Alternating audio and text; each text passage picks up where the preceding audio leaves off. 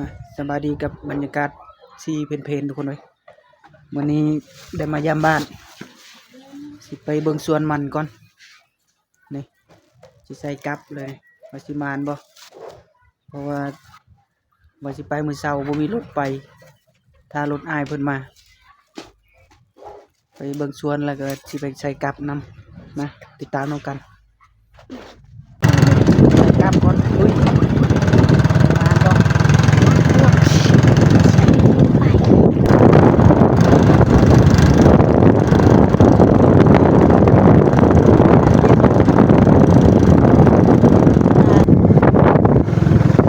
Cọc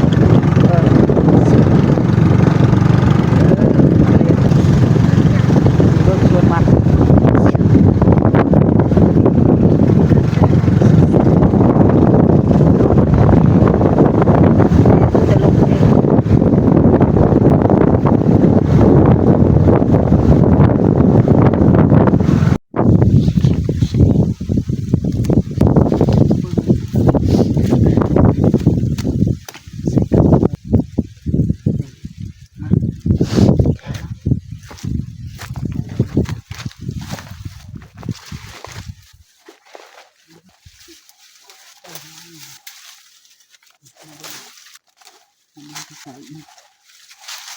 con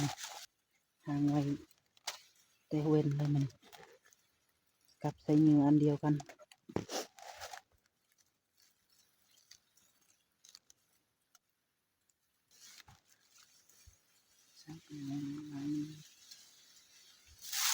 คอมันเป็น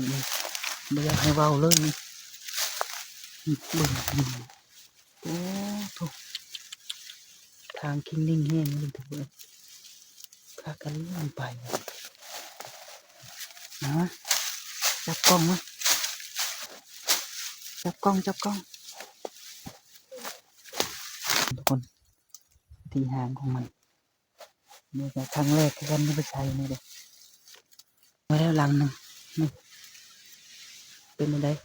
เพราะว่าใส่แบบบ่มีเหงื่อเด้เอาหางกลับนี่แล้วใส่มันทางมันง่ายนี่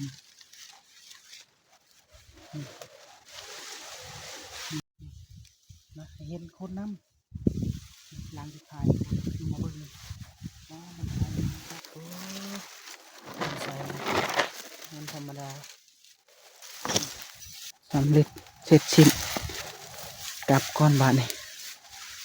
เบิ่งหกแห้งอะไรทุกคนมาลุ้นกันมืออื่นมันเป็นอะไร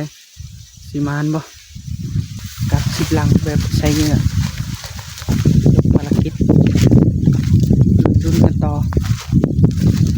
สีมานจำได้เพราะว่าไม่ได้ใส่เงื่อดิมันเป็นลังเดียวตัวนั้นไม่ใส่เงื่อทำเงื่อก็ทำไงนี่คือเศร้ามาลุ้นกันไหมติดตาม